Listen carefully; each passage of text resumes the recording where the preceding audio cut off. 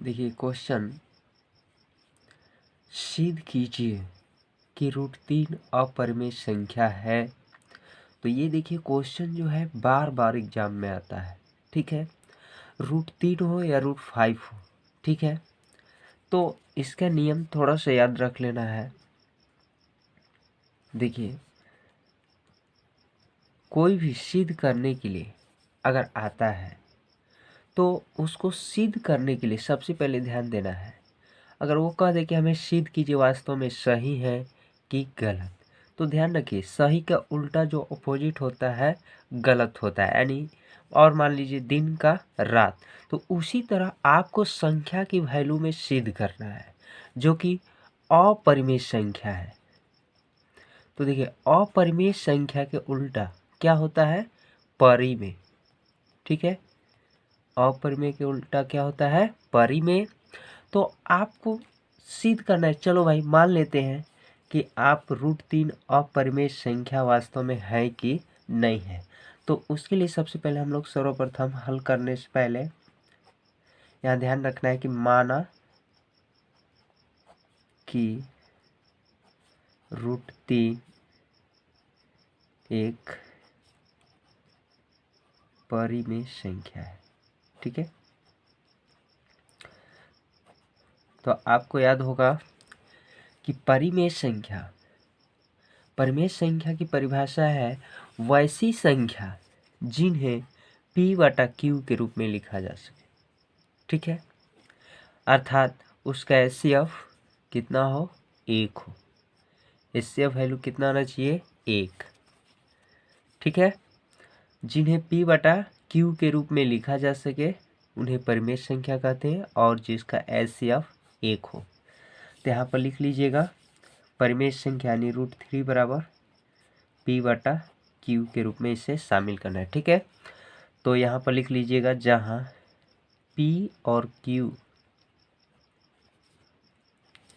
क्या है, सह अभाज्य संख्या, ठीक है।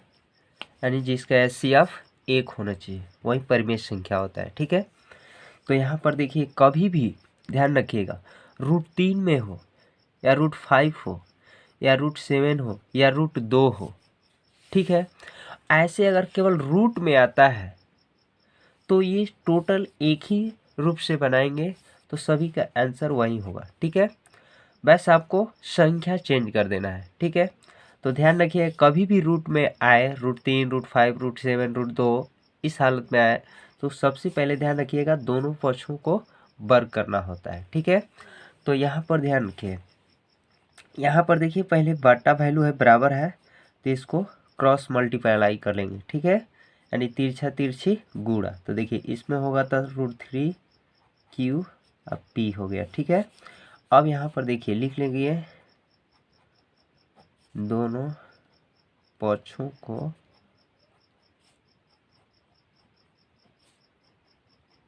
वर्ग करने पर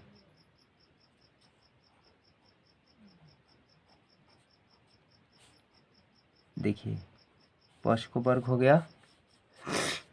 अब देखिए तितली का 9 स्क्वायर का मतलब सेम टू सेम 2 बार, तो देखिए √3 यानी तितली का 9 हो गया। 9 का वर्गमूल कितना होता है, 3, और क्यू को गुणा कीजिए। तो गुणा अंग्रेजी अक्षर के साथ याद रखिए ट्रिक को कि जात जात मिले तो घात को क्या करते हैं, जात जात मिले तो घात को क्या करते हैं, जोड़ते हैं। जिसमें अंग्रेजी अक्षर नहीं रहता है उसमें कितना छिपा रहता है, 1, तो 1 1 कितना हो गया, 2, ठीक है। पी को भी उसी तरह 2 बार कीजिएगा, पी गुणे पी 1 1 छिपा है तो पी स्क्वायर ही होगा, ठीक है। चलिए यहाँ पकड़ लिए। अब देखिए यहाँ पर इंटू छिपा है तो इंटू वैल्यू कहाँ जाता है, बटा में, ठीक है। तो चलिए इसको हम लोग बटा कर लिए। अब देखिए यहाँ पे क्या हो रहा है, अब यह वैल्यू जो है बाटा हो गया, यानी जो भी अंक बाटा रहता है वो विभाजित होता है, यानी भाग क्रिया होता है। तो यहाँ पर देखिए इसको साइड में कर लीजिएगा। तो यहाँ पर लिखिएगा चूँकि पी स्क्वायर 3 से क्या है, विभाजित है। ठीक है, तो जब पी स्क्वायर 3 से विभाजित हो जाएगा तो पी भी 3 से ही विभाजित होगा, तो पी भी, इसलिए पी भी 3 से विभाजित है। ठीक है, अब देखिए, अब पी तो हम कर लिए विभाजित। ठीक है, जिसका उभयनिष्ठ गुणनखंड कितना है, 3 से है। तो लिख लीजिएगा उभयनिष्ठ गुणनखंड कितना है, 3 से। ठीक है, 3 है। तो अब P को तो हम लोग विभाजित कर लिए, अब कौन सा बचा है, Q। तो यहाँ पर ध्यान रखिए, P का जो वैल्यू है कितना से है, 3 से, तो 3, और यहाँ पर कोई भी पूर्णांक वैल्यू मान लीजिए, अक्षर में मान लीजिए, तो यहाँ पर हम मान लेते हैं n। ठीक है, तो यहाँ पर देखिए P बराबर 3n हो गया। तो यहाँ पर ये वैल्यू जो देख रहे हैं, ये समीकरण एक स्थिति मान लीजिए। ठीक है, तो यहाँ पर लिख लीजिए, माना कि P का मान, ठीक है, P का मान समीकरण 1 में रखने पर, चलिए 1 में रख लेते हैं हम लोग। तो P का समीकरण जो 1 है, 3q² बराबर P स्क्वायर। तो 3q² बराबर, अब देखिए P का मान क्या है, 3n, पावर क्या है इसमें, 2 है, तो 2 इस तरह दे लेंगे हम लोग। अब देखिए 3q², अब देखिए इसको 2 बार कर लेना है, तितली का 9, और n को 2 बार कर लीजिए, n²। देखिए यहाँ इंटू छिपा है, तो कहाँ चल जाएगा, बाटा में। ठीक है, अब देखिए कट रहा है अंक, आसानी से कट जाएगा, तितली का 9, तो q² बराबर 3n² हो गया। अब देखिए इंटू छिपा है, तो कहाँ चल जाएगा, बाटा में। देखिए यहाँ इंटू छिपा है तो बाटा में जाता है, ध्यान रखिएगा। कोई भी अंग्रेजी अक्षर और संख्या रहता है तो उसके बीच में गुणा छिपा रहता है, हमेशा उसको बाटा में कर दिया जाता है। ठीक है, ये ट्रिक को याद रखिएगा। अब देखिए यहाँ बाटा वैल्यू हो गया, यानी भाग हो रहा है, यानी विभाजित होने वाला है, कितना से है, 3 से भी है। तो लिखिएगा चूंकि q² 3 से क्या है, विभाजित है। ठीक है, अब उसी तरह जब q² हो गया तो q भी होगा, तो इसलिए q भी 3 से क्या है, विभाजित है। अब देखिए जैसे p को विभाजित किया, उसी तरह q का भी हो गया। यहाँ पर देखिए 3 से विभाजित हो गया है, तो जैसा कि p भी 3 से ही विभाजित हुआ है, और q भी। ठीक है, तो आपको पता है कि वही परिमेय संख्या होता है जिसका मान HCF 1 हो। ठीक है, पर इसमें देखिए कितना आ चुका है, 3 आ गया है।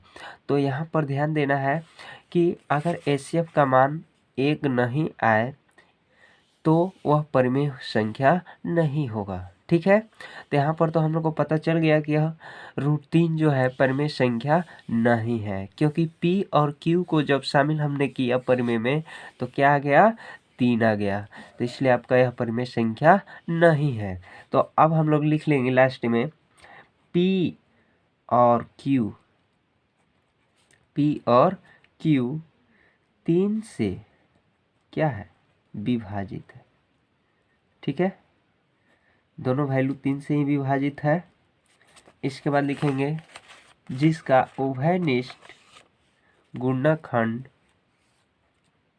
जिसका उभयनिष्ठ गुणनखंड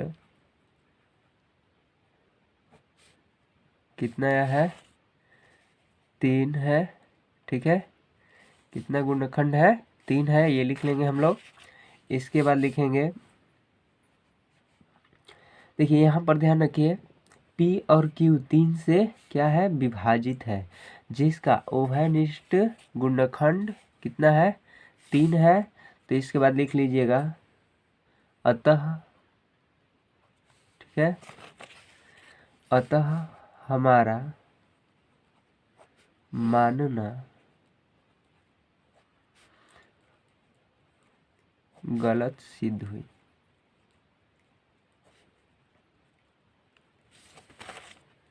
कि √3 एक परिमेय संख्या है,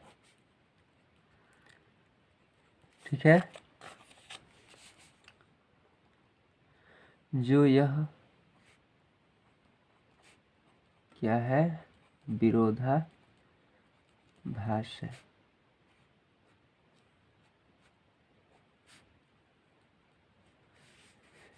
इसलिए √3 एक अपरिमेय